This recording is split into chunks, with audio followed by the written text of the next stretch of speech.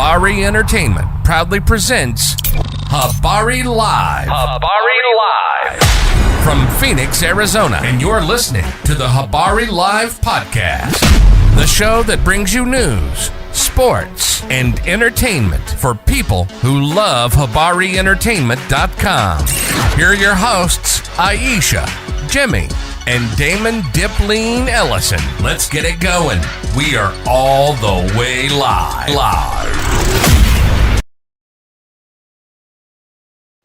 Good morning.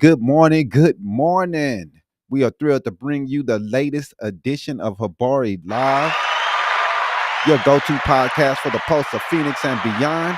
Like always, we are all the way live in Paradise Valley in Phoenix, Arizona. I'm Damon Dipleen Ellison, and my co-host, Aisha. Yeah, we'll be your guide through your exciting stories and everyday happenings in your vibrant community, your weekly dose of inspiration, innovation, and insightful conversations from the heart of our city.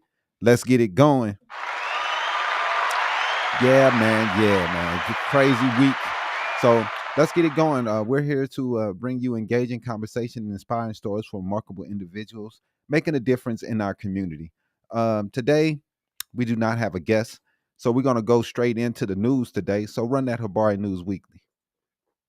And now, this week's Habari News Weekly with Damon Dipleen Ellison. No one, but if you do want to become a sponsor, contact us at info@habarientertainment.com. We are a growing group, and we will do a lot of good things for you if you want to become a sponsor. So good evening, welcome to Habari Live, where we delve into the week's most pressing stories and discussions. I'm your host, and we'll be going through the stories, man, that's been going on this week. That's driving you insane, driving me insane. The things that's been discussed this week.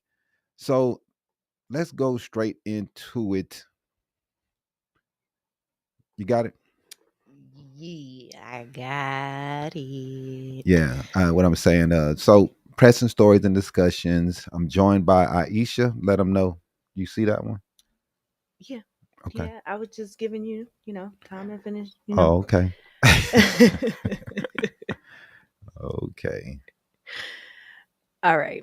So today, Damon, we have, like you said, an action-packed show, and we're going to be covering a range of topics that have dominated headlines this week. So, it's been crazy with everything that's been going on this week. It's a crazy week. But let's kick things off with a quick rundown of the top news stories from this week. Number one, we got the trade war. Tensions escalate. The S&P 500 has turned negative for the year, primarily driven by a significant sell-off in NVIDIA and broader concerns over economic slowdown and trade wars put in place by President Trump's announcement of imminent tariffs increases has added to the market's volatility. You're right. Number two. Measles outbreak in Texas and New Mexico. Outbreaks of measles in parts of Texas and New Mexico have sickened over 100 people. According to the state officials, health officials, who have warned that the number of cases was expected to rise. That is really sad. We also, another story we saw today, Mr. Lester Holt, a great journalist, is deciding to step down. Longtime NBC nightly news anchor Lester Holt has announced his decision to step down after a decade, prompting discussions about his potential successor and the future direction of the program. That was another big story. I thought the dude was always a really great journalist. So those stories certainly set the tone for the week. So let's go ahead and delve deeper into some of the most talked about topics. Yeah, let's do it. So first off, we're going to go into this story about, we all saw it, the meeting from hell, Zelensky, Trump, JD Vance, in the White House discussing, the deal, which was a ripoff in the beginning to me, to put them in a place to say we're going to take minerals and different resources from a group that's already struggling with war, I thought that was kind of crazy. And, for them Trump sitting around saying what he needs from them, instead of him saying, what do you need from me? Right. That shows you what side that he is on. I mean, he's going full communist right now. And it's crazy to see this from so many Americans. And, as I watched the news and I watched Fox and News Nation, I saw a lot of people on those channels saying that Trump was correct. We saw Lindsey Graham talk about he's so proud of President Trump for bullying this guy in front of everybody. I mean, the guy didn't say anything that was out of hand. And for everybody to say that they felt as though Zelensky disrespected Trump was the craziest things I've ever heard. The man didn't say anything that was disrespectful toward Trump. He told him, hey, I don't think that you guys can trust Putin. And they didn't like that. Because they are straight up paid Putin operatives right now. I mean, I don't know what's going on, man, but our president is like all in with Putin right now. And from those from the right to try to say that Trump looked really tough, no, he didn't. That's bully. That's the bully, man. This man need us. And for y'all to come here, go in and make this man try to kiss your ring because you didn't like the way he was acting, they straight up tried to make, you need to thank us. Like, you all haven't done anything. Biden was the person that put that in place. Trump didn't do anything to try to help Ukraine. He's done everything to hurt them. And it's crazy to me that that they are really talking all this, like this guy should be kissing their butts. Why should he be kissing JD Vance's butt? He's trying to reach a deal, he's trying to negotiate a deal so he can protect his country. Does that mean he's supposed to come in and kiss the feet of Donald Trump like everybody else do? Like the UK. You see how the UK acted when they went and saw him? That was crazy. The UK and they're kissing his butt. It's insane. I don't get it. So the confrontation at the White House, man, this is crazy. On Tuesday, during the Senate Armed Services Committee hearing to consider the nomination of Stephen A. Feinberg to be Deputy Secretary of Defense, Arizona Senator Mark Kelly pressed the nominee to answer directly if Russia had invaded Ukraine. Now, I want to play this clip, and I want to say a little bit about this before I play this clip. Mark Kelly asking this question because Trump, he said that Ukraine invaded, Ukraine started the war. Now, I'm going to break down a couple of things to show you how Trump put Zelensky in a bad position before he even got to the Oval Office. Now, Republicans are talking like Zelensky did something bad, but before that man even got on American soil, it was already things being put in place that they was disrespecting Zelensky. And one of them was, did Ukraine invade Russia or did Russia invade Ukraine? So let's play that clip, bro. Mr. Feinberg, Kelly. Did Russia invade Ukraine? Well, going to my behind closed doors statement a second ago, I'll just say this. They moved tanks and troops and armored personnel carriers across the Ukrainian border. It's a pretty simple question. Yeah. Well, here's how, if I may, I'd like to If say, you would ask the chairman of this committee if Russia invaded Ukraine, I'm pretty sure, the Republican chairman, I'm pretty sure I would know the answer.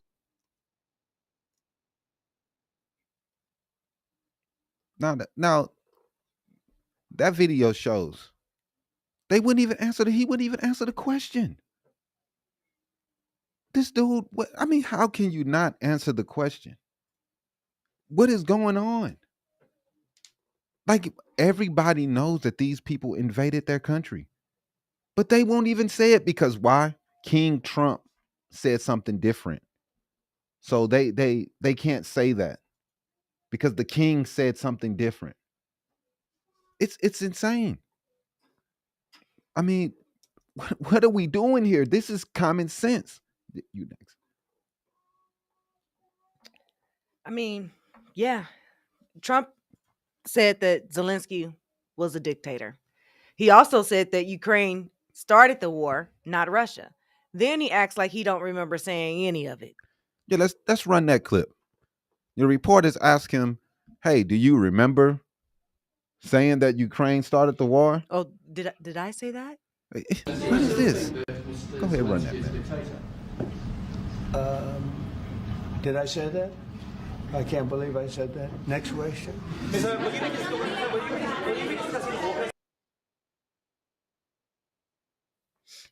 Man, you know you called that dude a dictator. Why are you going to sit here and act like these people are crazy? Right. We all saw you do it. This is how they were treating Zelensky before he even arrived.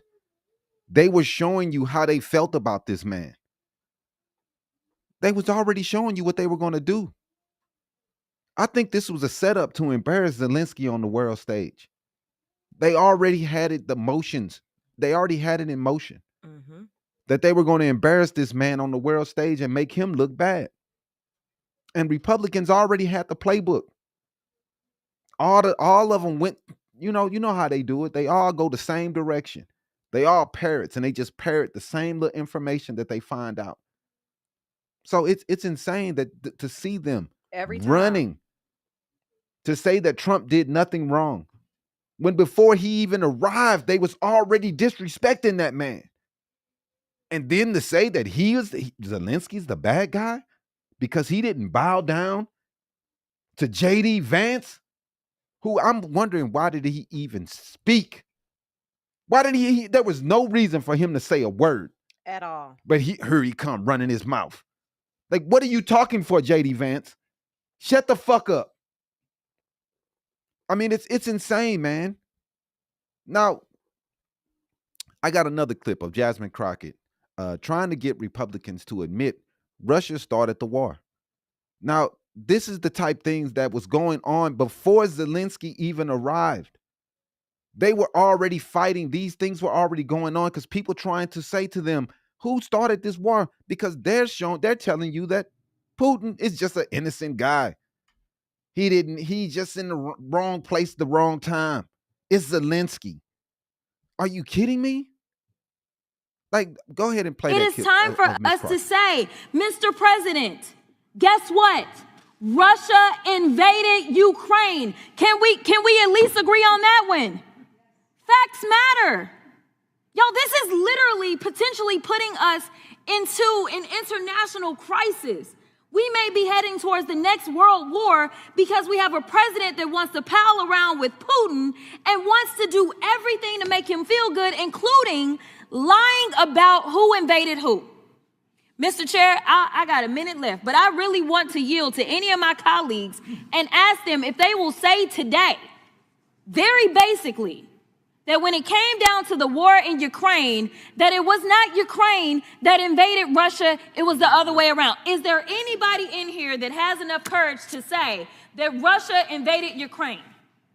You can have my time. And this is yet the problem. You heard that. You can have my time. They don't want to say anything. Nothing. They don't have the balls to admit the truth. These are the people that they always telling you that, oh, it's the deep state. They're lying. They're doing this. But when it comes to just simple questions, who invaded whom? Did Russia invade Ukraine or did Ukraine invade Russia? Like, this is simple stuff. I can't even really believe that we're having this conversation. Why are we having this conversation on the real? It's ridiculous. Who does not know this? Isn't this common sense? You would think it's common sense. So now go ahead and kick the next one off. We're gonna. You see it. With everything that's going on, you just kind of need a moment to collect your thoughts. Mm-hmm. Yeah, man. This is just ridiculous. It is. With the explosive confrontation at the White House that happened this week, it's just mind-boggling that President Donald Trump and JD Vance would sit there and treat Ukrainian President Vladimir Putin, Zelensky, the way that they did. I mean, this meeting was intended to solidify a minerals deal between the U.S. and Ukraine, which I thought was bull in the first place. But instead, it devolved into a heated argument, leaving international relationships on edge. To see the Ukrainian PR person hold her head because she was so embarrassed of what was going on. Right. I mean, this is ridiculous. Yep. So go ahead. So let's go ahead and set the stage. President Zelensky visited Washington with the hopes of securing a mineral deal that was crucial for Ukraine's economy and its defense efforts against Russian aggression. Exactly. However, the meeting took an unexpected turn. The President Trump accused Zelensky of gambling with World War III, suggesting that Ukraine's action were jeopardizing global peace efforts. No, you are jeopardizing global peace efforts, Mr. Trump. Exactly. Which, to me, that's just a bold accusation altogether. And Vice President J.D. Vance also weighed in, criticizing Zelensky for what he perceived as a lack of respect. Oh, my goodness. So, again, tensions have at this point escalated to the point of, Zelensky's like, I really don't want to sign this deal anymore. Right. So the deal was abandoned. And, the press conference that they had scheduled, canceled. The fallout didn't stop there. European leaders quickly rallied behind Zelensky, expressing unwavering support for Ukraine. In contrast, Russian officials welcomed the discord, using it to further criticize Zelensky and Ukraine's stance. Yep. And social media platforms erupted with their reactions. Notably, Elon Musk commented on the situation, suggesting that Zelensky destroyed himself in the eyes of the American people. Man, whatever. That's ridiculous, man. Elon Musk always is on the wrong side of everything. That is ridiculous, man. He is the one that's losing his citizens right now. We're supposed to be behind him. And for some reason, the right want to make this dude a sacrifice. For Putin can just run over it. I don't understand, man, what's going on. Why are they so pro-Russia? It's insane to me. Yep, I agree with Martha Andrews here on TikTok. She said Putin and Trump set this up to be exactly what it was. U.S. is an authoritarian state, and we are now Russia. Man, I gotta agree with you, Martha Andrews. It seems like that's what we are. We are turning into communists. What is going on? The international community is divided. This incident underscores the complexities of global diplomacy and the fragile nature of alliances. So let's go ahead and play the clip, man, of Zelensky and Trump, so go ahead. Pennsylvania and campaign for the opposition in October. Offer some words of appreciation to the United States of America and the president who's trying to save your country.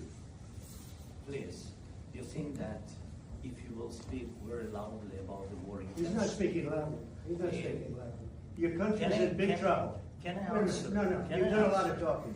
Your country is in big trouble. I know. You're not winning. You're not winning this.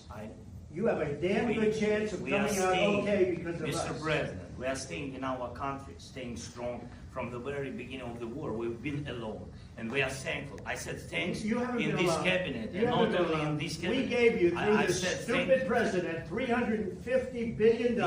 We gave you military equipment, and you men are brave, but they had to use our military. What about if you didn't have our military equipment, this war would have been over in 2 weeks. In 3 days, I heard it from Putin. In 3 days. This is something maybe new. Less. In 2 weeks, of course, yes. It's going to be a very hard thing to do business like this. Again, just say thank you. I said a lot of times to American people. Except that there are disagreements, and let's go litigate those disagreements rather than trying to fight it out in the American media when you're wrong. We know that you're wrong. But you see, I think it's good for the American people to see what's going on. I understand, sir. I think it's very important. That's why I kept this going so long. You have to be thankful. You don't have the cards. You're buried there. People are dying. tell you You're again, running I low know. on soldiers. Don't- Listen, please, you're running Mr. low on President. soldiers. It would be a damn good thing. Mr. And then you tell us, I don't want a ceasefire. I don't want a ceasefire. I want to go, and I want this. Look, if you could get a ceasefire right now, I tell you, you take it so the bullets stop flying and your men stop getting Of killed. course, we want to stop the war. But you're saying you don't want a ceasefire? But I said to you, I want a with ceasefire. guarantees. Because you get a ceasefire faster than an agreement. Ask our people about ceasefire, what they think. That wasn't Doesn't with matter me. for you what. That what wasn't this with me. means. It That was wasn't with you. a guy named Biden, who was not a smart person. This That was is your, with, this that was is with your Obama. president. It was your president. Excuse me, that was with Oh, Obama. my who God, gave you just sheets, gotta and I disrespect gave you Biden. javelins. Yes. I gave you the javelins to take out all those tanks. Obama gave you sheets. In fact, the statement is, Obama gave sheets and Trump gave javelins. You gotta be more thankful, because let me tell you, you don't have the cards. With us, you have the cards. But without us, you don't have any cards. One more question to my,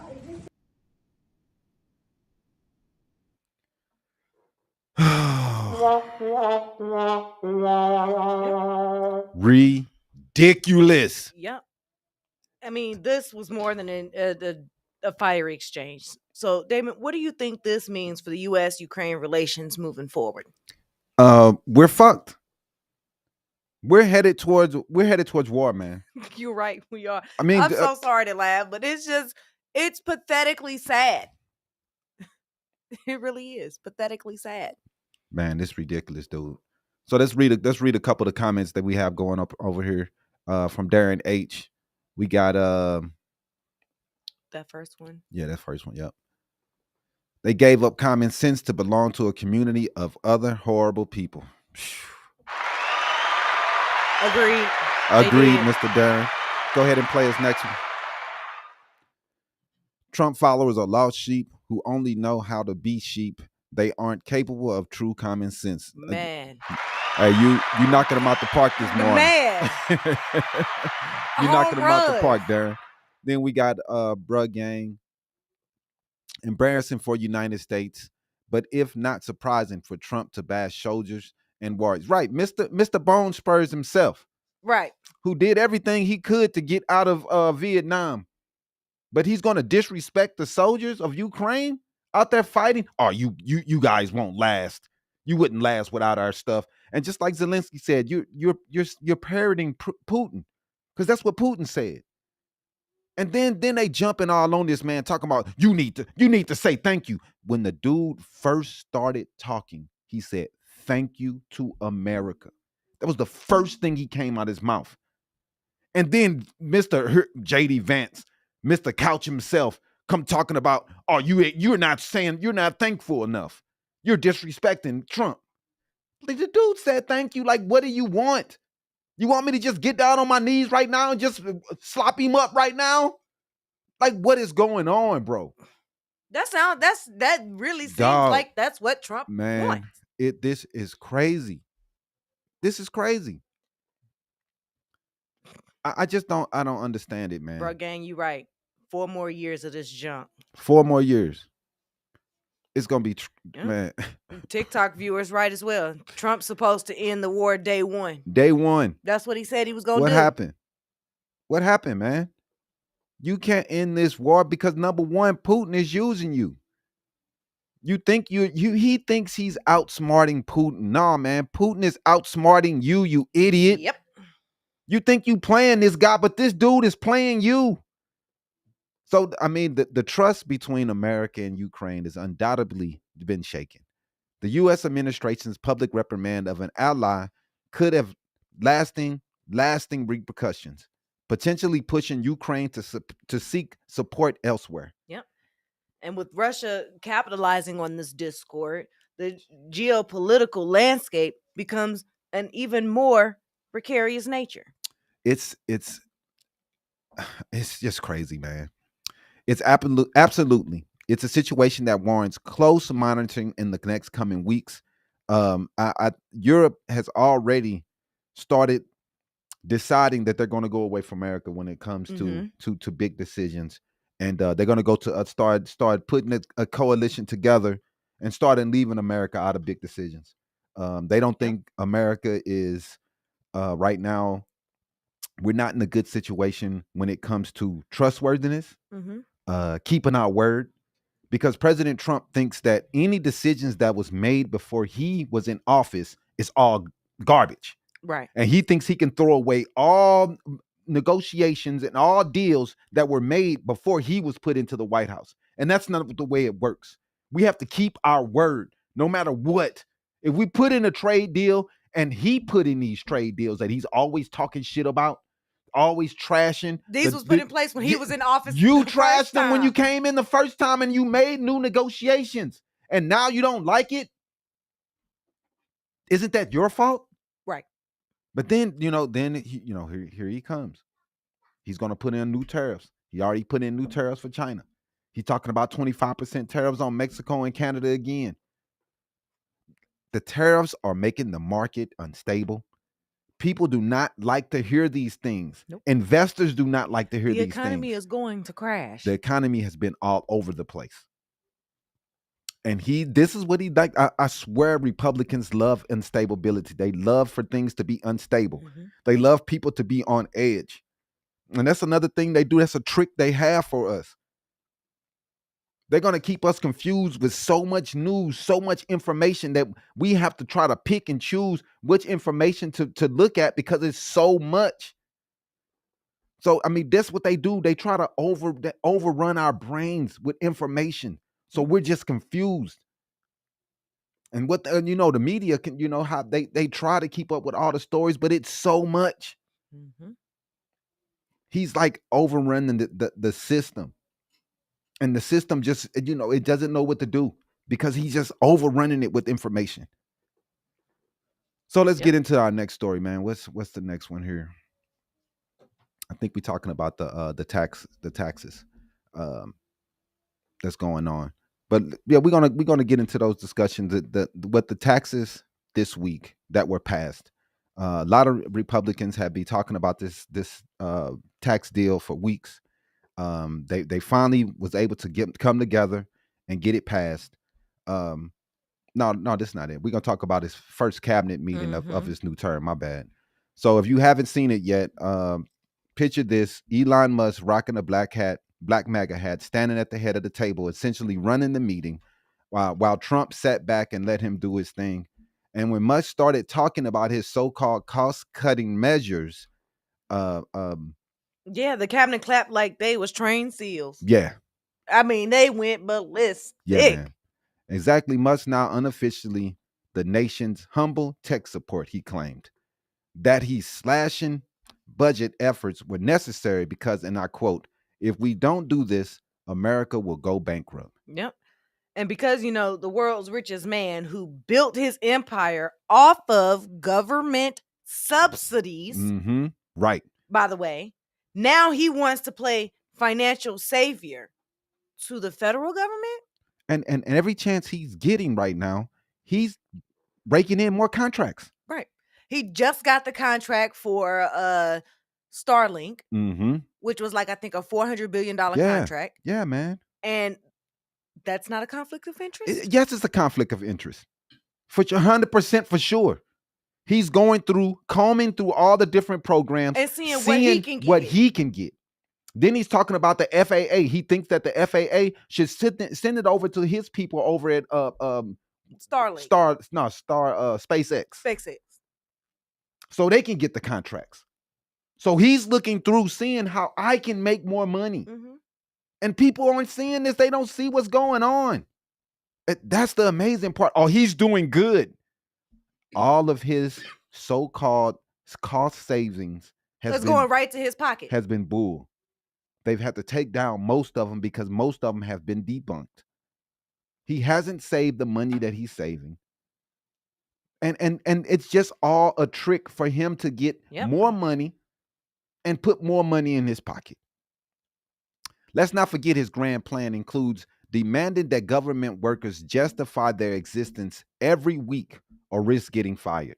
Because apparently, according to Musk, a post and 2 neurons are the bare minimum to your job, to keep your job. Ridiculous, man. Bro, you cannot make this shit up. at all. But before we get too deep into this mess, let's roll the clip of Musk's big moment at the cabinet meeting. Now, I want you guys to pay close attention to the reaction from Trump's team. Is anybody unhappy with Elon? If you are, well, throw him out of here. Is anybody unhappy?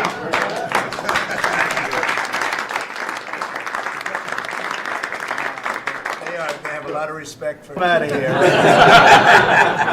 Is anybody unhappy? Yeah, that's good, man.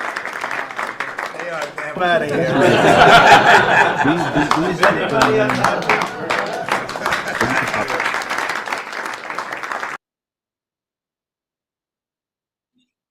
Yeah, man, this is I just can't believe these clowns, man. Did you see the way these people clapping? Do you see the way that they're just minions? That's what that's a whole cabinet full of minions, dog. Man. For real.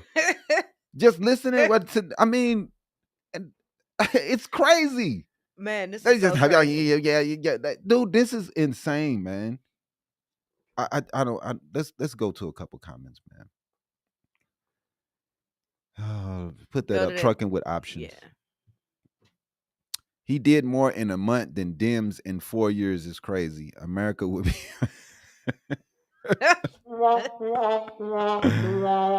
Oh man. Yeah, he did more to destroy the country in a month than Dems did in 4 years. Right. Exactly. You are 100% right about that. I've never seen someone destroy so much so fast. I mean, I don't understand what y'all think are good. This is horrible. Man. But you know what? I mean, he's going to take away Medicare, and we'll be talking about that later. He's going to take away some SNAP benefits. We'll talk about that later. Mm-hmm. And you know, it's going to hurt a lot of people. Already, we've seen unemployment go up, start ticking up. It hasn't got to the point where we are really flipping out about it, but it's already ticking up. Biden was getting it to go down. He had it pretty stable for what the situation that we were coming out of with Trump in office and him doing a horrible job of making sure that COVID was taken care of. Horrible. Mm-hmm. And his tariffs put us in an economic situation the first time. So let's show another one, man. Let's go to the next comment. The one from Bill. Do you think they will eliminate NASA and keep SpaceX, or do you think they will eventually merge? Man, I'm hoping that NASA is able to stay and do their own thing, because to me, when you have NASA, SpaceX is about making money. Yep. NASA is about exploring. NASA is about taking us to the next level. SpaceX is about making money and putting money in Elon's pocket. So I hope they don't privatize space exploration. I hope that we can keep that going for just the normal kids. I loved it as a kid, seeing the people going to outer space. I know they got blew up, but the Discovery, I don't have to laugh. But it's that did give me a want to learn more about space exploration, how with the other worlds, the other planets. And I think that other kids will have to get into that. And if NASA isn't a big part of pushing that forward, I don't think that SpaceX is going to take its place, because I just believe that NASA has been embedded into our brain, the things that they've done in the past, walking on the moon and just doing so many different things. I don't think that making it privatized will make it better, because when it comes to money, they're all about budgets. And I know there is some benefits from having SpaceX, because NASA cannot waste the money that SpaceX can. They can't keep blowing up spaceships and space shuttles and making mistakes like that, because the American taxpayer is going to be upset about those things and wanting to see who is doing these things, is making these mistakes. So NASA does have to be a lot more careful about the things that they do and the projects that they uptake. But I think that it's important to keep them separate, because what they do is good. Let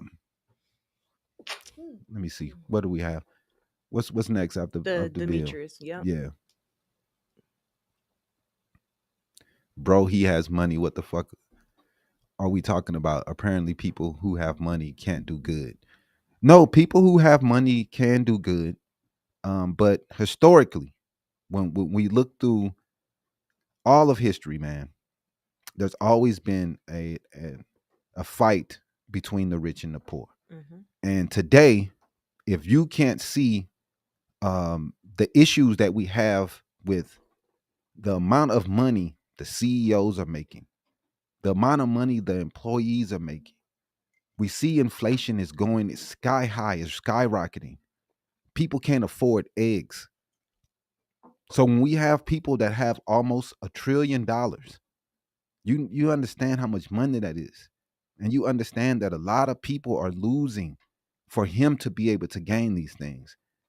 I'm not saying that he can't be a good person, but most of the time, man, when you are rich, that rich, you have hurt a lot of people to get to that place. And we see the way he does business, this ruthless way of firing everyone, not caring who is hurt. This is the things that the rich are about. There was ways that he could have came in and made sure that these things were taken care of, for people wouldn't feel bad about how I'm going to feed my family next week. Right. There was different ways he could have handled this. But because he is a rich person who does have no idea what it means to struggle, he didn't care.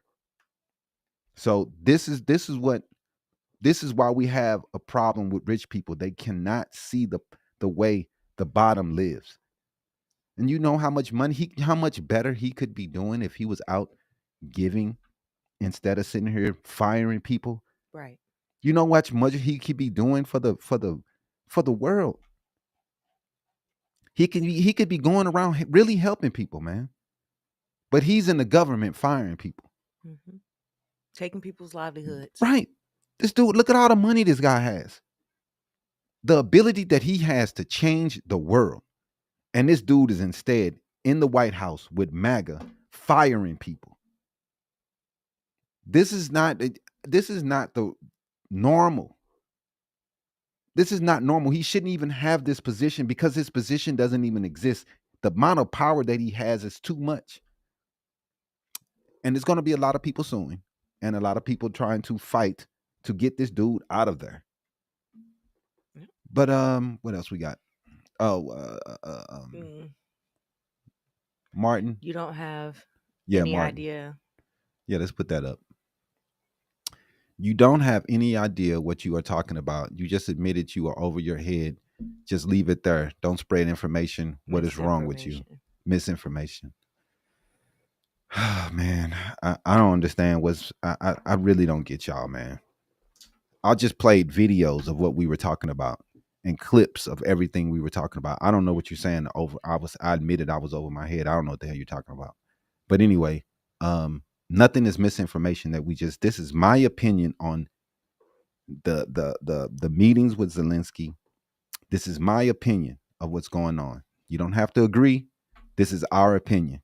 We're reporting straight facts. You don't have to like it, Mr. Martin. But this is what is real. You guys live in an information bubble. When I go watch Fox News, I see the information being put in a totally different way.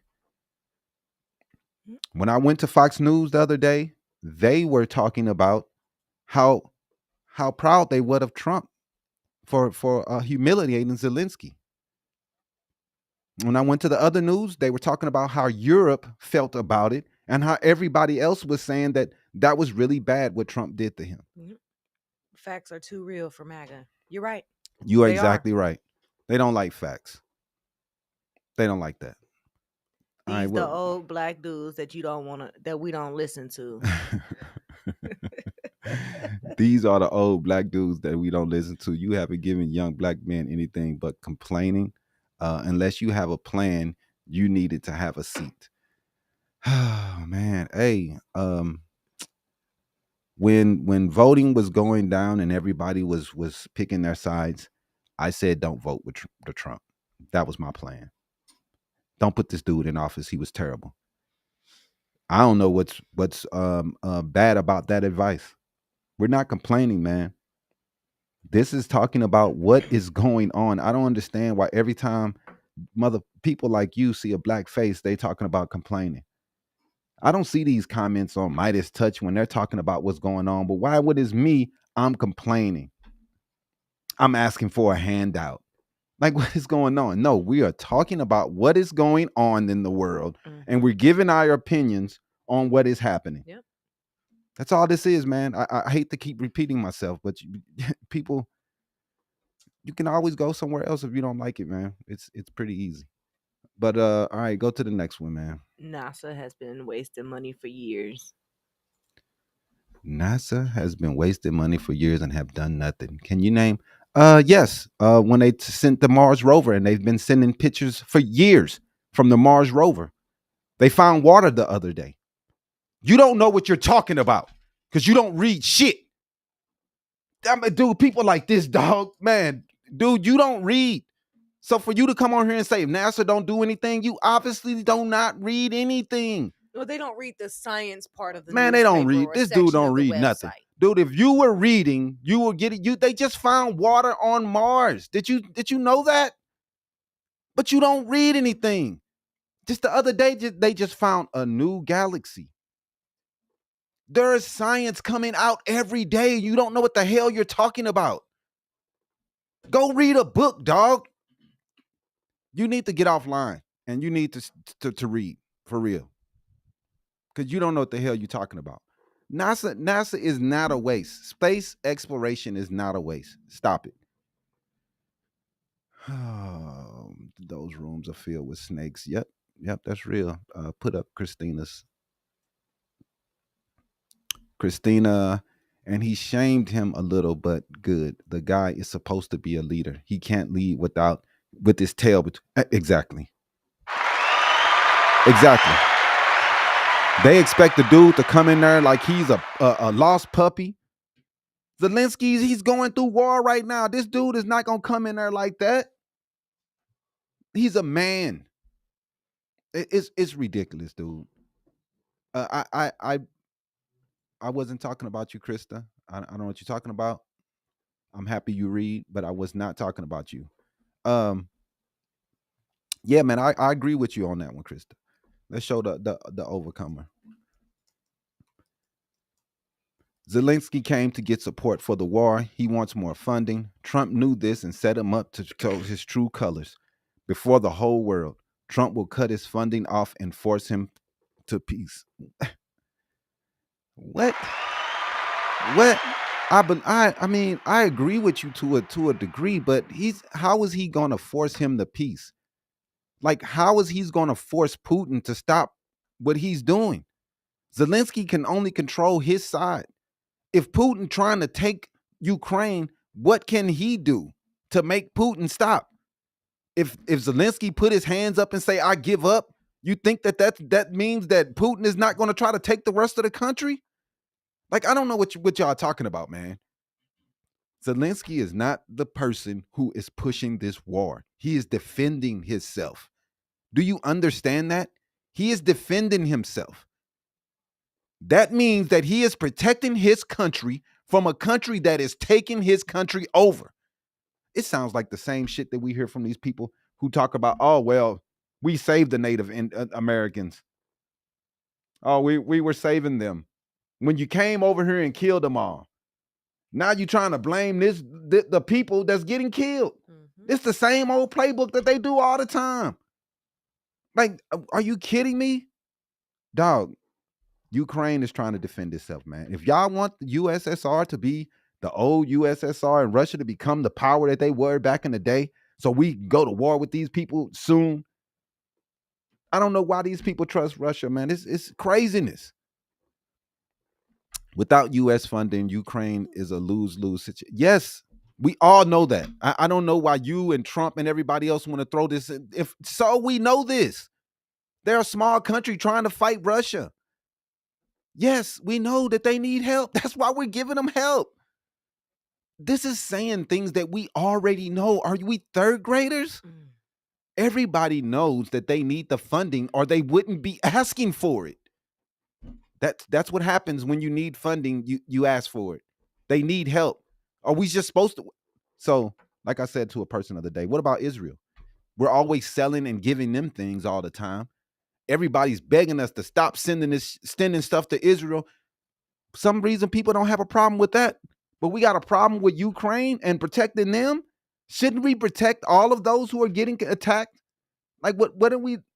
This is America. That's what we're supposed to do. Help the little people.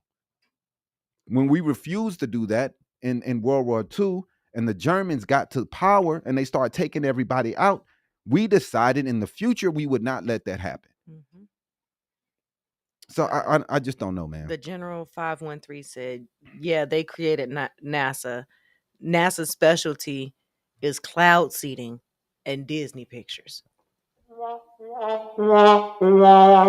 gonna hit you with the womp womp, bro. I don't do conspiracy theories. I don't do that. Whew. I can't do that. Sorry. Don't sign with NATO. What if you're reading a lie? Well, the thing is that, Putin is using, NATO to try to use it as an excuse to say why he's going into a war, because NATO is coming close to his borders. But countries should be free to do what they want to do. And they feel as though they need more protection by joining NATO. I don't see how Putin is able to keep them from doing it. Right. Maybe don't alienate your neighbors. Maybe be cool with them and not be a person that's a dictator that's trying to take over their country. Maybe not do that. I don't know, man. What else? What we got next? So man, like that meeting at the cabinet meeting was like watching a cult meeting. It was. The moment Trump made his little joke about throwing out dissenters, everyone just started clapping like I said, minions. Probably just to make sure that they weren't the ones getting tossed next. Exactly. Yep. And let's talk about the substance or the lack thereof of Musk's speech. He casually admitted that his cost-cutting mission is going to cause mistakes. Mm-mm. And then, as an example, he mentioned accidentally cutting funding for Ebola prevention. I mean, this is the type of things that U.S. aid were doing.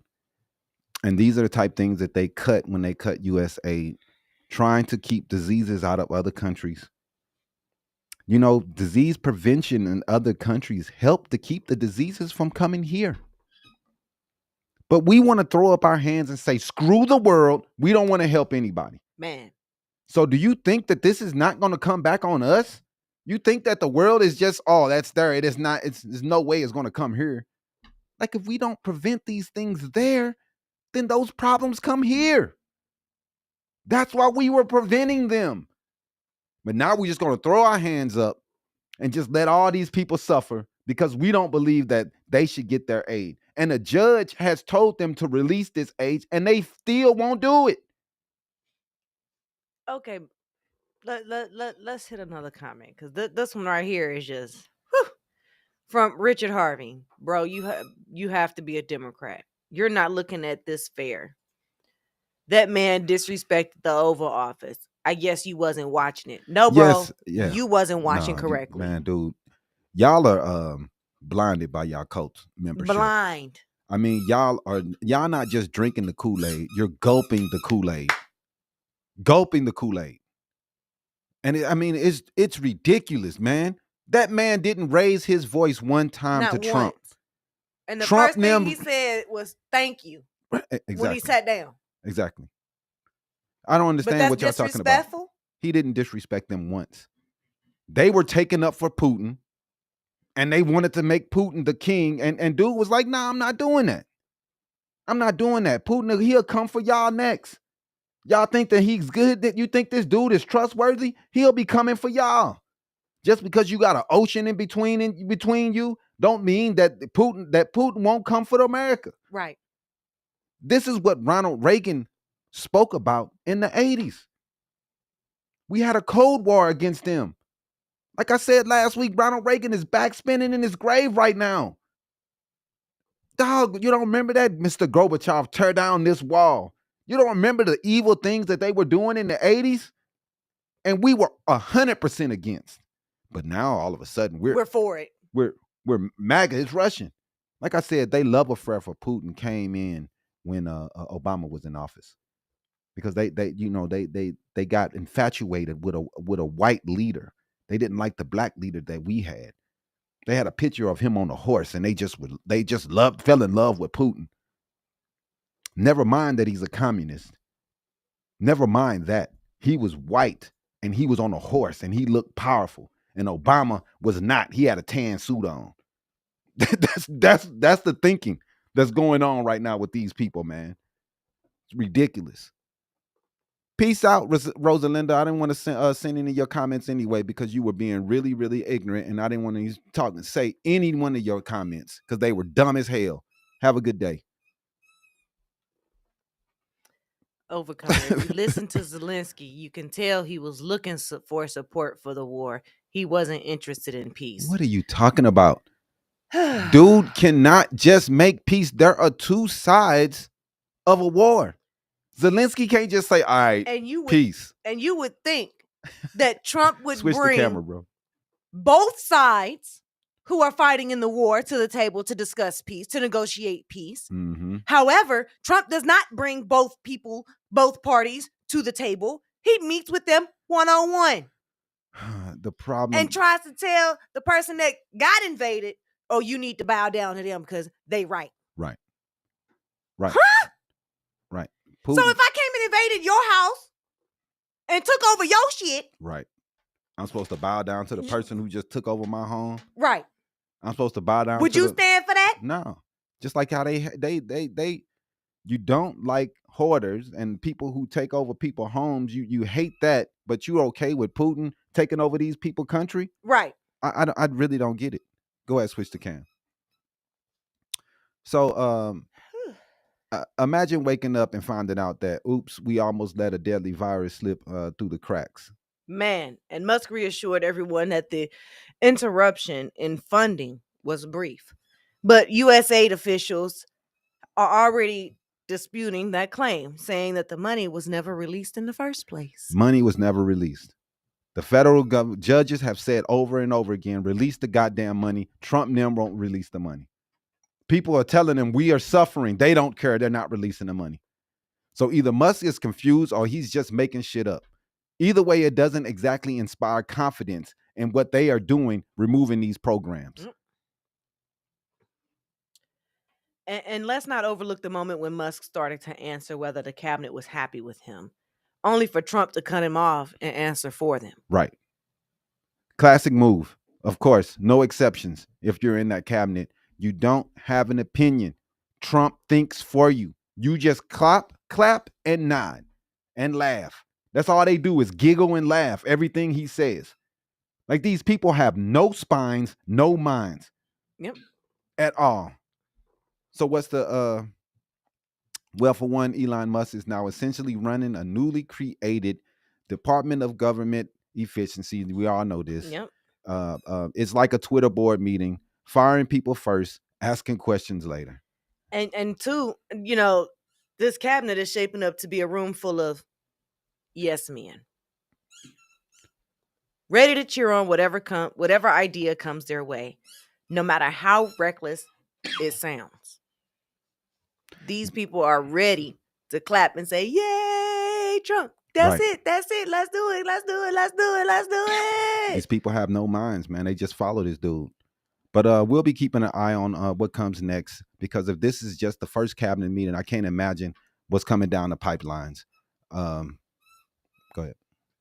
I mean, one thing's for sure, though. If you're working in the government and you want to keep your job, you better have a pulse, 2 neurons, and the ability to clap on demand. Mm-mm.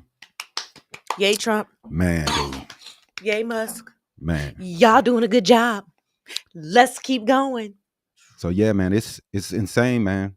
The amount of ass kissing people are doing to Trump right now is ridiculous. These people don't have their own minds, their own brains. They will not stand up to Trump at all.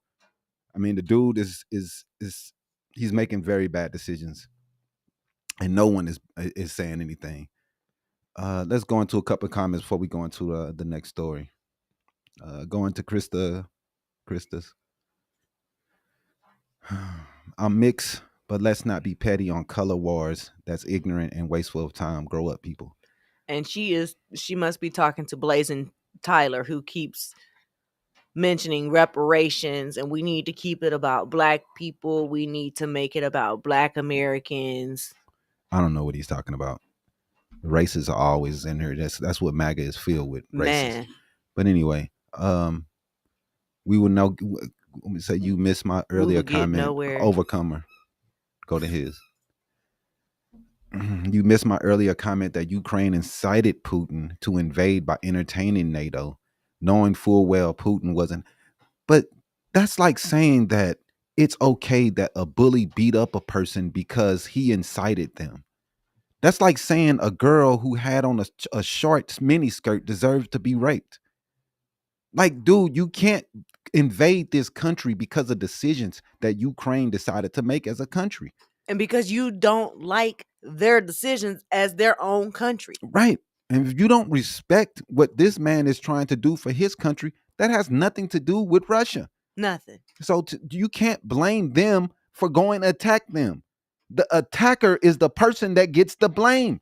Like I'm saying, a girl have on a tight skirt and you're going to be like, oh, well, she had on that little bitty skirt. She deserved it. She deserved it. You know, those rapers, they love those little, like, dog, what are you talking about? The person that is attacking is the person in the wrong. There's a way they could have diplomatically talked about these things, tried to put in concessions to help Ukraine. There's many things they could have done instead of attacking, sending in drones, missiles, tanks, killing people. Yes, Demetrius, there is a way that you can talk to us. You can call in. We'll put that number right up on the screen for you. Oh man. But anyway. No. What did he say? No, Burr? No, but if you act and present a certain way, if you don't respect yourself, what the fuck you expect? Yeah, I mean, that's real. So a dude says, Overcomer says, MAGA is not racist, just the opposite. MAGA is definitely 100% racist. Your fight on DEI, your fight on inclusivity, your fight on equity, your fight to remove black people from any place of power. Your fight has started since Obama. That was what pissed you off with the birther movement. This is what got MAGA started. Everything about MAGA has been about racism. That's what it's been about since the beginning. But girls should be taught modesty. Yes, girls should be taught modesty, Krista. However, boys should also be taught not to rape. Not to rape. You definitely want to inform people how to protect themselves.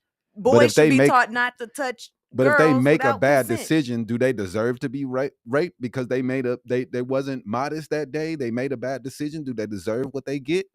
No, that's not how it works. You do want to tell your girl, do what you can to keep yourself out of the situations, protect yourself. But you still can't blame them when these things happen. And that's kind of what they're doing with this Zelensky situation.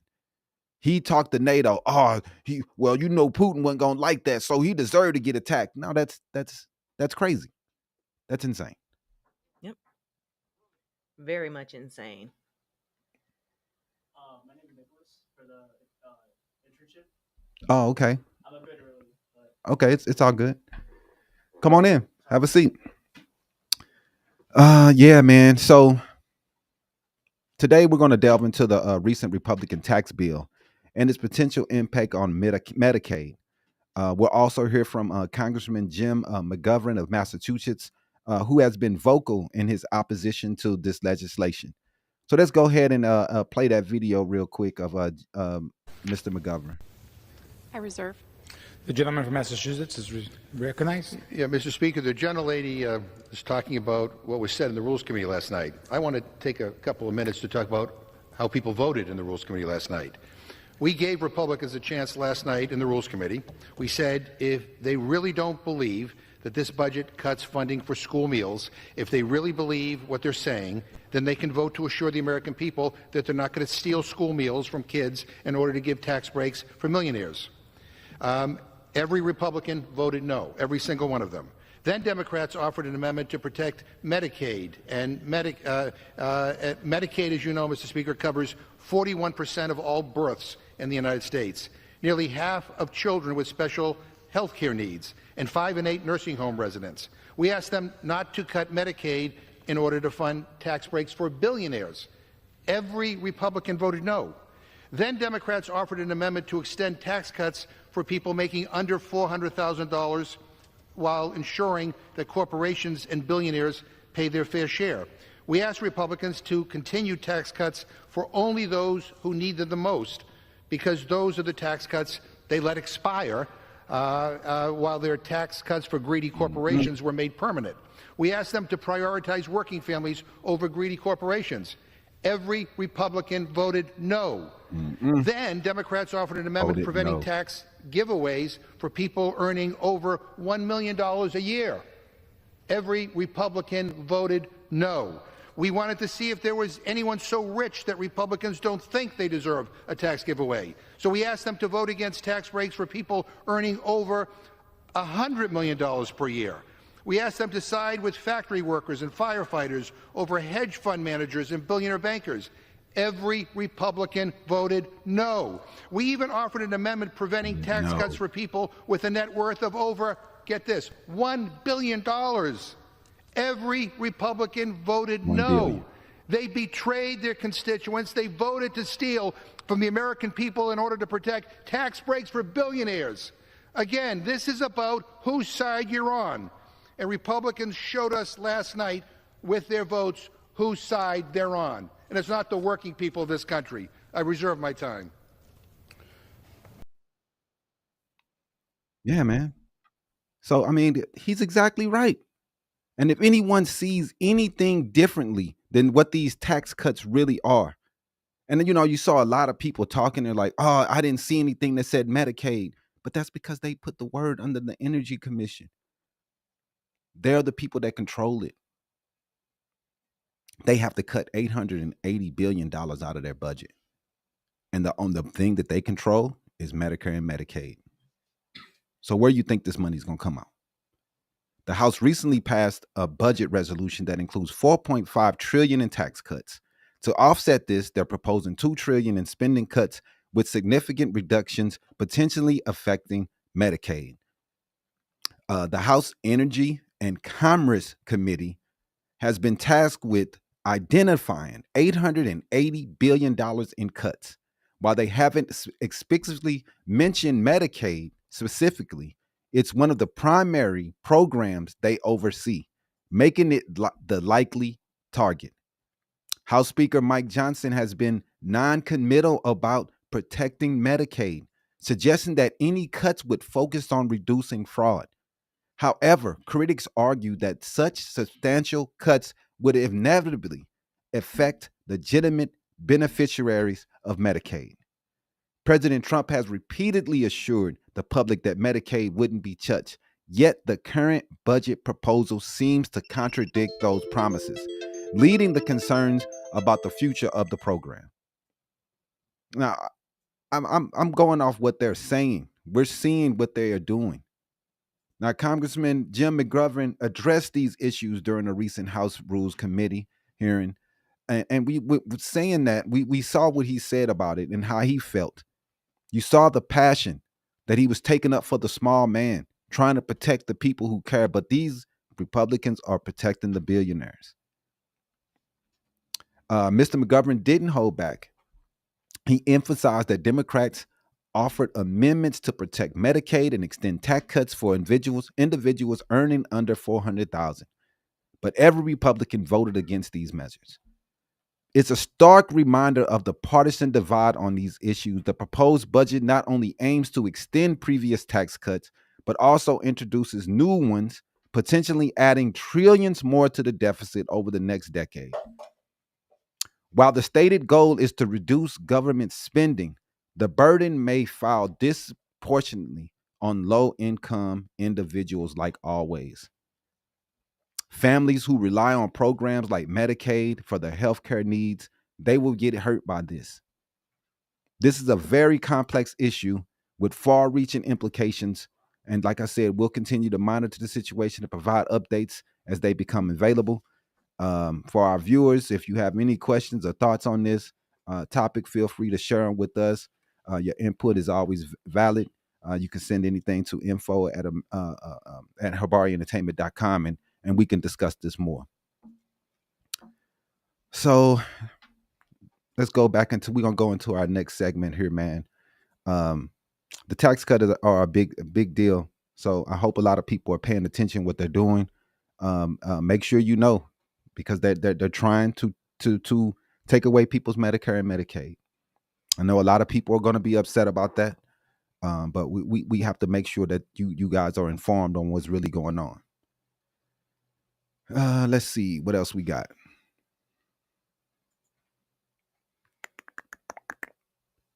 Let's go to a quick break, man. Let's take a quick break. We'll be right back.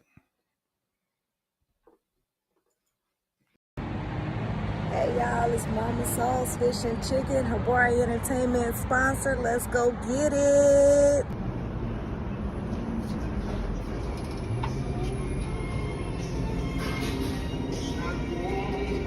Man, this Mama Soul's Fish and Chicken.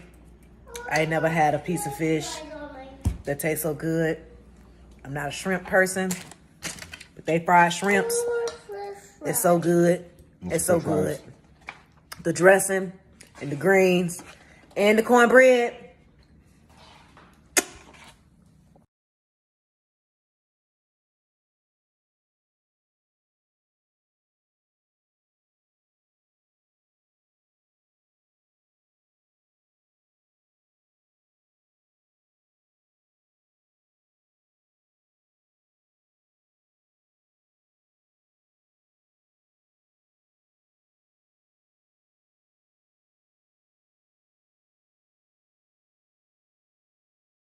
All right, I can do that. All right. Let me get mine. All right, here we go. All right.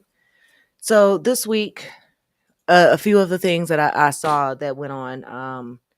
Trump did place in an executive order on health reform this week. And the purpose for his executive order was to highlight the declining health of Americans compared to other developed nations, citing chronic diseases, the rise in chronic diseases, mental health issues, and increasing medication dependency. His executive order also emphasized that these trends harm individuals, the economy, and national security. The policy objectives are to redirect national focus toward reducing chronic diseases, prioritize research on the root cause of illnesses, ensure transparency and eliminate conflicts of interest in health studies, and to improve food quality and promote a healthy lifestyle change for disease prevention. Now, wasn't this introduced by Obama back in his term? It was. You can go back to her. When Obama put in the Affordable Care Act, which many people disagreed with, there was also a clause which is called Title VI, the Transparency and Program Integrity, empowered patients to have better access to information for more informed health care decisions. It strengthened their doctor-patient relationship by providing doctors with cutting-edge medical research. Right. Enhanced transparency and quality of care in nursing homes, including better staff training, background checks, and programs to prevent elder abuse. His plan also implemented stricter regulations to combat healthcare fraud, including identifying high-risk providers and preventing repeat offenders from operating in different states. Yeah. And it also granted states more flexibility to propose tort reforms aimed at reducing healthcare errors and improving patient safety. Now, with all of this said, there was a clause that made sure, as we can see, healthcare enhances transparency, right? Right. This made it a mandate for all hospitals to be transparent with their pricing. Right. And then what was the percentage of hospitals that were keeping to the transparency numbers? Only 14% of the nation's hospitals are keeping or are in compliance with this mandate. 14%. Now, Trump comes in and says, I'm going to make America healthy again, and we're going to do this, and we're going to make prices transparent. Bro, that was already put in place. All you're doing is putting something else in place that was already in place. What's going to need to happen on this is, these are the reasons why government is needed. Someone is going to have to check these companies. They put the rule in place, but who is making sure that these companies are following these rules?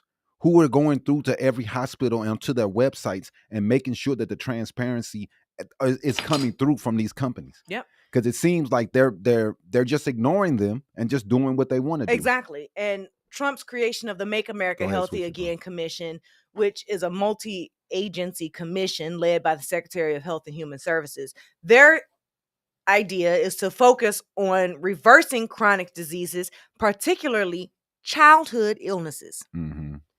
Their key initiatives are to study factors contributing to chronic or childhood chronic diseases, including diet, environmental toxins, and medication overuse. Medication overuse is not really something that you see in childhood. You see this in adults. But that's just because these people are anti-vaxxers, man. Exactly. They also want to focus on developing a strategy to restructure government health programs and implement effective solutions. All right, go into the comment with Christina about Obamacare there. She says, Obamacare was such a hard transition. Trump wants to make healthcare affordable, but with better quality to patients. Well, the problem that Trump has come out and immediately raised the prices on insulin and many other products that Joe Biden had put in place to get cheaper. And people are already suffering, trying to go to the doctor and realizing that the prices of their products that they want is already went up 80%. And people are already being hurt by these decisions that he has made to remove everything that Biden did instead of looking and seeing what was good, what was bad, and then moving forward. Those prices were good for people that are poor. Regardless of what side you on, you should care about the people that are struggling. That's what it's about. That's what we are about, is taking care of people who are hurting. We can't just be this heartless people who don't care about what's going on with other people. Right. That's insane, right? It is. And being with this information coming out, right? Arizona has now introduced a bill. It's House Bill 2926, which has been advancing through the Arizona legislature. It's seeking to cut Medicaid eligibility. In Arizona, that Medicaid eligibility is known as access. They're going to cut Medicaid eligibility in federal fund if the federal funding drops below the current 90% match rate. And that's probably going to happen with them very soon. Them cutting so much financial aid. It is. Proponents, including Representative David Livingston and Representative Michael Carbone, they're arguing that the bill is a protective measure to prioritize Medicaid for seniors, children, disabled individuals, and pregnant women. But they claim that the current expansion covers able-bodied adults earning over $20,000 without sufficient accountability. Opponents are arguing that this bill is going to leave approximately 66,000 Arizonans without insurance. That is including individuals with serious mental illness and cancer patients. We're going to strip people who have mental health issues from getting the care they need. We're going to strip the care from cancer patients because Trump wants to make America healthy again. Your main focus is to have research for cancer patients. Your main focus is to have research for mental health. Right. But you're cutting those very programs that are helping these people. Yep. How does that help them? It does not help them. But that's what they're doing. It's cut, and then realize what we did later, and then try to change it. But this is going to impact a lot of people's health. A lot of people are going to suffer about this, man. and it's going to be bad. Show this dude Pure Shireen first comment. That KKK, this dude is crazy. KKK Trump loses his appeal on his rape charge twice. Negroes wake up. Are they ready for war? Negroes are the real Jews. Why would Negroes want to be Jews? And he's quoting Job, chapter 30, verse 30. Man, I don't know what he's talking about. But anyway, whatever, dude. You can go away from that. So, you got any other story? Yeah, we do. The Huntsville Police Department has been caught in a scandal.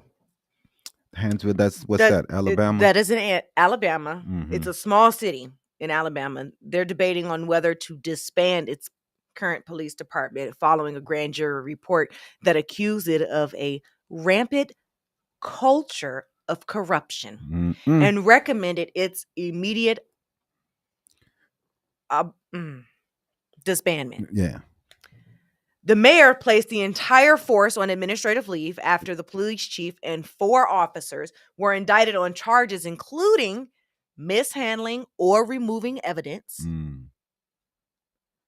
Residents are also divided, as some fear losing local law enforcement, while others arguing that the corruption has plagued the department for years. And the grand jury linked departmental negligence to the April 2024 overdose death of a dispatcher who had access to the compromised evidence room. Yeah, man, we have to stand up with stuff like this. We can't let these guys get away with stuff like this. We have to get these guys out of here. We can't keep corrupt police forces and let them keep terrorizing our communities. Now, the police officers, we trust them with a lot. But if they're going around taking advantage of laws, taking advantage of people, abusing people's rights, they have to be removed. Period. Yeah. And, the city's clerk, Tania Wilcox, she claimed that she reported this corruption months before this dispatcher's death. But her complaints were ignored. Her reports of the corruption were ignored. So the department was already aware of what was going on. Right. But they simply ignored it. They chose to ignore it. Man, that's the problem too much. So that's leaving residents, to defend the department and urging rebuilding, right? Others testified that excessive force and misconduct were happening. And the department, which previously had 12 officers, has seen resignations, leaving only 4 officers on leave. Hey, well, at least they're 4 good officers instead of 4 bad, 5, 6, 7 bad ones. When you're making more problems than you are fixing, that's not good. You have to get rid of those people. Yep. So the city is going to make their final decision on March 10th. So we'll be able to bring you an update on what's going on. Are they going to get disbanded? Do you think they should get disbanded? Yeah. Let us know what you think. I see one person say that. Who was that? Overcoming no argument from me there. Corrupt law enforcement is a poison. I agree. And we have to make sure everybody wants the police to do the right thing. Everybody wants to be able to call the police when they need them. But we don't want to call them and feel as though that they're going to be just as corrupt as the criminals they're supposed to be protecting us from. Right. So we have to fix these things. And for people can feel safe that they have, they can call the police and the police will be there to protect them and make sure that they are good. You got it. That's it for you. All right, let's do the sports real fast. Well, let's do one more comment from Pure what is his name? Pure Serene. What's that one? This last one. The guys. I'm thinking it's Isaiah 14:2, and they shall take them in their place to their place and use them as handmaids and servants, and they shall rule over their oppressors. Yeah, bro, I don't know what you're talking about. He's reading. He's quoting scripture from the Bible. I don't know scripture, man. I'm not a big Bible reader, so it's just like the one guy was here. I do not know a lot of that stuff, man. I know a little bit, but I don't know a lot about the Bible. I'm sorry. All right, man. Let's run the sports.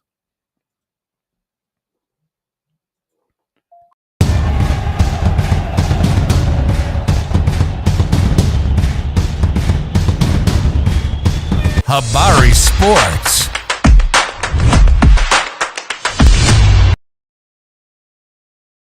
Yeah.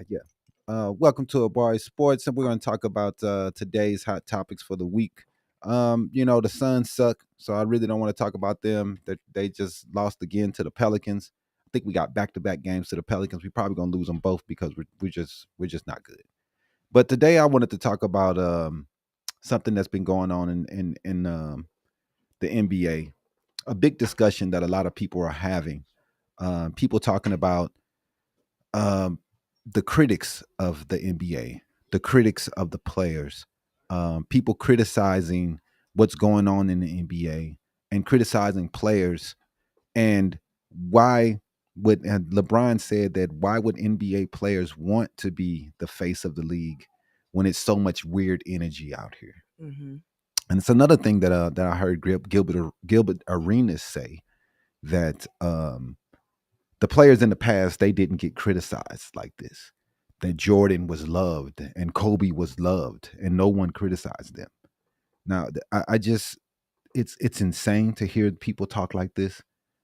They think that the criticism of today's player is making people not want to watch the game.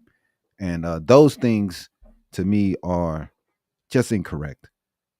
People don't want to watch the game because of the players, because how the game looks, because of the three-pointers, because of the fouls. That's why people don't want to watch anymore.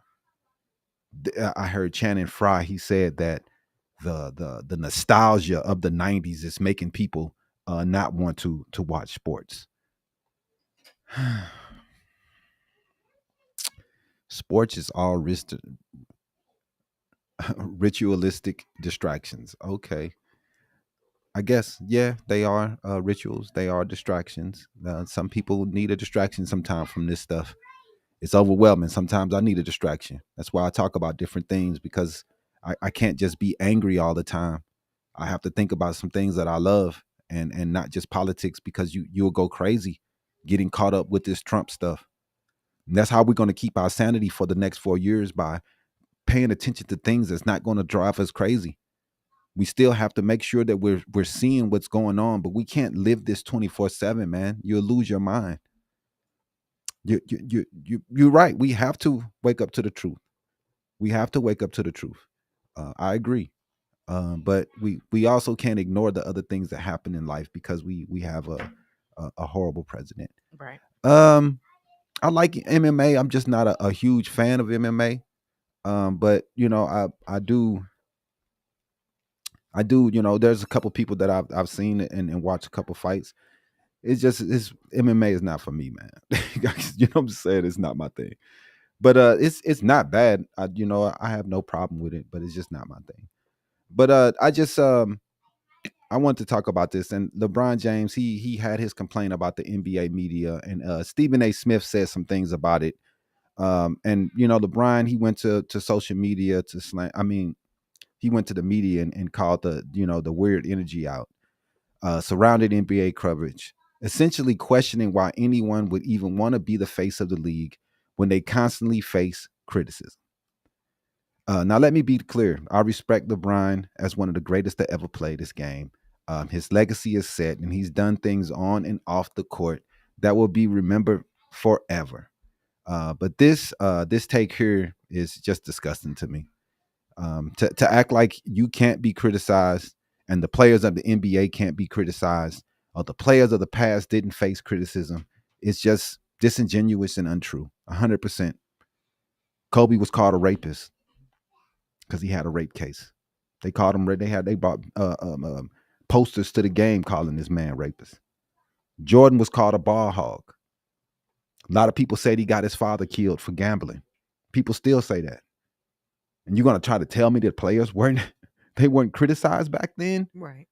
You're just mistaken, and today's players are being very soft to act like no one can say anything bad about them. Yes, LeBron is great, but there are things that he has done throughout his career that people don't agree with. And that's just how it is. That's just how it is. Everybody's not going to agree with everything you do. Kevin Durant and LeBron James, they are the biggest people that's against the media saying anything against anything that they do. And I really don't understand it.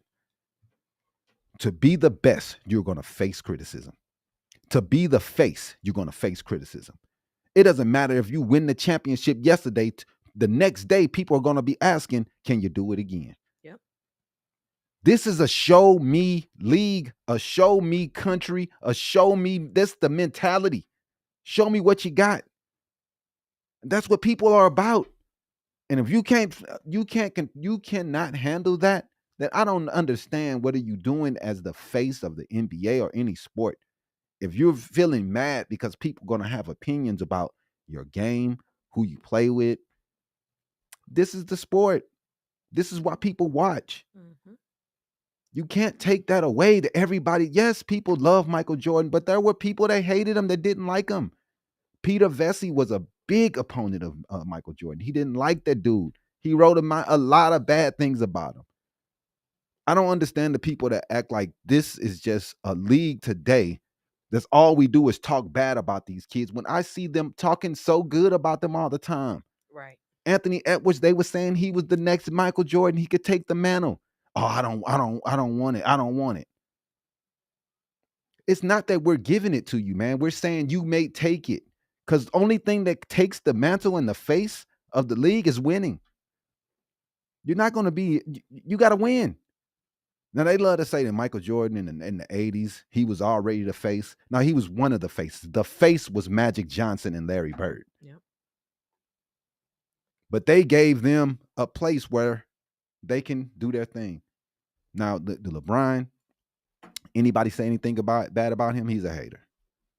Anybody disagree with anything LeBron does, they hate. That's garbage to me. We got to change this mentality, man. Maybe the people are really trying to help you. I just don't get it. So the reality of criticism in NBA, look, criticism isn't new. LeBron acts like today's players are the only ones who've ever been criticized. That's nonsense. Michael Jordan, Kobe, Bryant, Shaq, Tim Duncan, even Magic and Bird, all of them face relentless media scrutiny. They call Magic Tragic Johnson. The media put that on the front page. Dude had a turnover in the last. They ate that man up for a whole season until he won the championship the next year. This shit ain't new, dog. That man, these people act like everything is brand new. That's why we know y'all don't know anything about basketball, because you act like everything that happened yesterday is the only time it happened. It's garbage. They were held to a standard, and instead of complaining about it, they prove people wrong. This idea that only today's players face negativity, it's laughable. The difference is, in the past eras, players didn't spend their time whining about criticism. They let their game do the talking. Who's really to blame? And of course, now you've got people online blaming the old heads, saying nostalgia for the 90s is the reason nobody watches today's game. Well, what about the young people? What about the people in their teenage years and their 20s? Why ain't they watching? They wasn't alive in the 90s to have nostalgia. They wasn't there. So let me get this straight. It's not load management. It's not the fact that the league is filled with guys jacking up three-pointers that play no defense. It's not that the NBA has become so predictable that every team plays exactly the same way. Nope, apparently it's just because fans over 35 won't let go of the pass. That's ridiculous. The truth is, today's players do not seem to care about proving doubters wrong, and LeBron, and as long as he's the face of the league, is leading that charge. And instead of setting the tone and saying, we're going to show you why you're wrong, he's out here whining about how unfair the coverage is. Yep. The solution to all these problems y'all crying about, prove them wrong. Fans and media will always have opinions. The greatest players rise above that. You don't like criticism? Go win another ring. Go play with effort every night. Show the people that the NBA is still must-watch TV. That's all it's about. Because right now, the European players are kicking y'all ass. And why guys like Giannis, Jokic, Wembanyama are now proving themselves every night, we've got American stars crying about tweets. I respect LeBron, but this isn't the move. The NBA doesn't need less criticism. It needs players who embrace it and rise above it. That's my take, man. Let me know what y'all think about that. But to me, it seems like the crying is just getting too much. Drop your comments on the comment section and let's do comic books, man.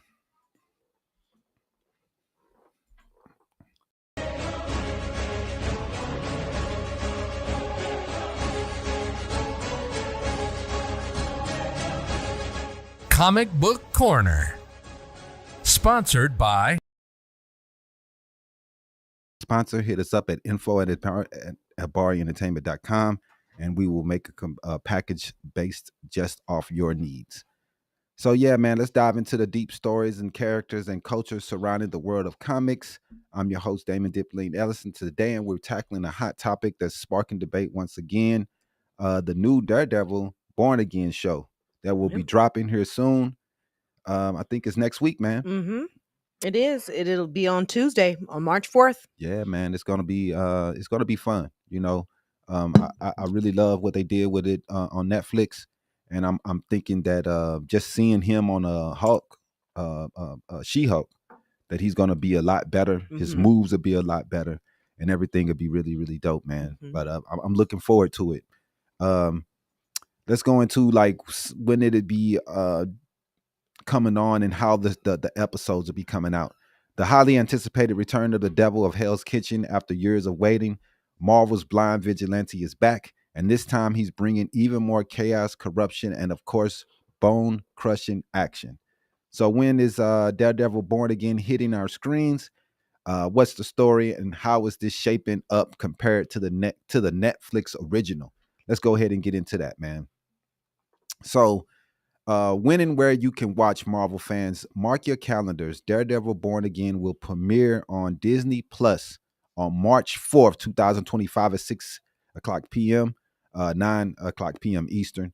If you're a direct-to-TV subscriber, you can stream it through your Gemini device. That's pretty dope, on Disney Plus.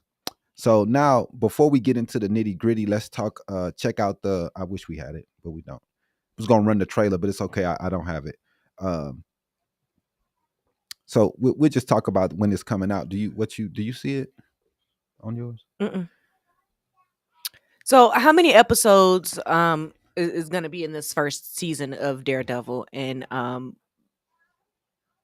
we're looking at it. The information that's being reported, there are going to be 9 episodes, but Marvel is shaking up the release schedule just a bit. On March 4th, we're going to get episodes 1 and 2.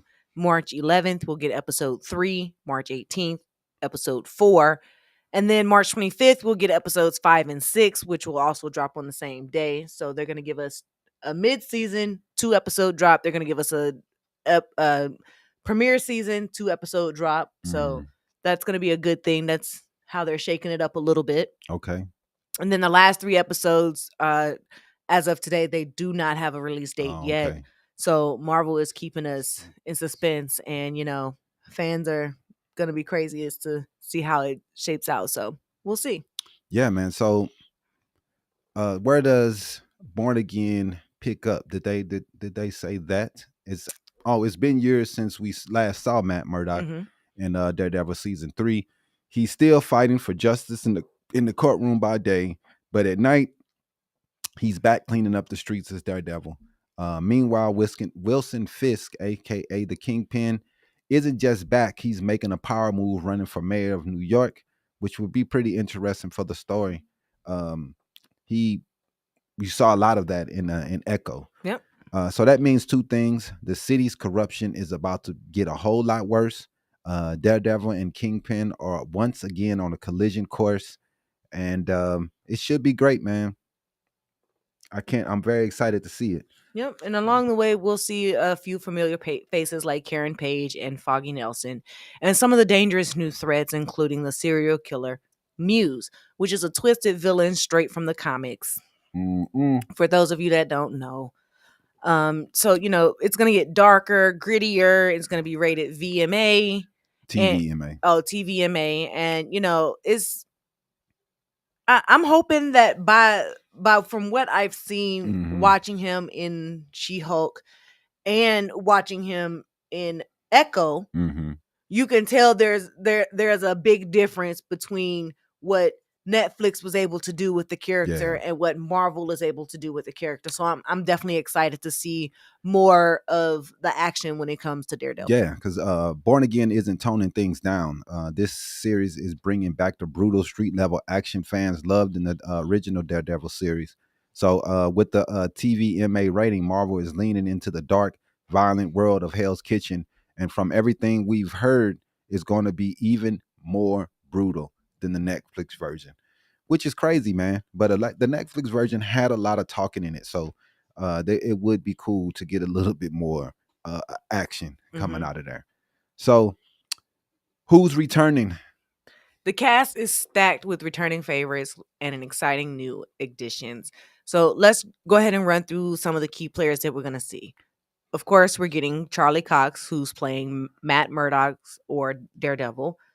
And then we're going to get Vincent D'Onofrio, who's playing D'Onofrio, I think it is. Okay. I'm He not playing Wilson Fisk. His last name is hard. It is. And then we're getting Deborah Ann, who's going to play Karen Page, and then Eldon Henson, who's playing Foggy Nelson. John Bernthal is back as Frank Castle, the Punisher. And Winston Bethel is Bullseye is coming back. He'll finally have that costume. We got Margarita Lavia. She's Heather Glenn, and Camara de los Rios as White Tiger. Tony Dalton, Jack Dukenys from Hawkeye, and many more people, man. With Kingpin, switch the camera, bro. With Kingpin on political warpath and Daredevil fighting to hold New York together, it's safe to say tensions are going to be at an all-time high. And man, why this matters, this isn't just another MCU show. This is the return of one of Marvel's most beloved TV series. After years of fans demanding a proper continuation, Daredevil Born Again is finally happening. So mark y'all calendars. Tuesday night, we will be getting the first 2 episodes. Again, that is Tuesday night. We're getting the first 2 episodes of Daredevil Born Again. Yeah, man. So hopefully this masterpiece, gritty, intense, and character-driven. If Marvel gets Born Again correct, this could be one of the best things to come for the MCU for years. So that's going to be for us today, man. We're going to get up out of here. We appreciate everybody for chatting and watching and putting in your comments. And just talking with us today. We enjoy every comment, even the comments we don't respect or think is true. Agree with. Right. We still respect your comments and respect you putting in your time to be here with us. We want to thank everybody and make sure that you hit the subscribe button if you are watching, and hit notifications. Yep, hit that notification bell if you're on YouTube watching. If you're on TikTok, hit that follow button and tune in with us every week at 11 a.m. on Saturday morning. Yeah, man, we appreciate you guys, and we will catch you next time. And peace. Holla, holla.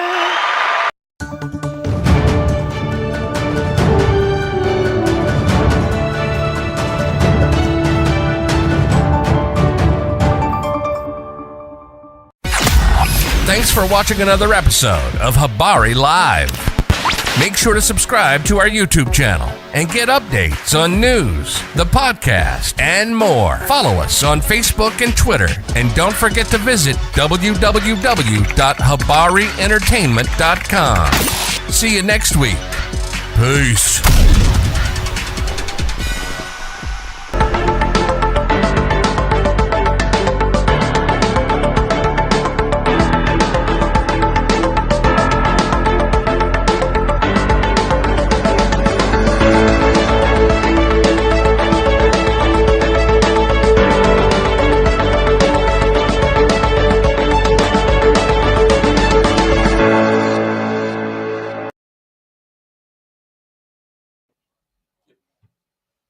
in stream. It's still saying it up there at the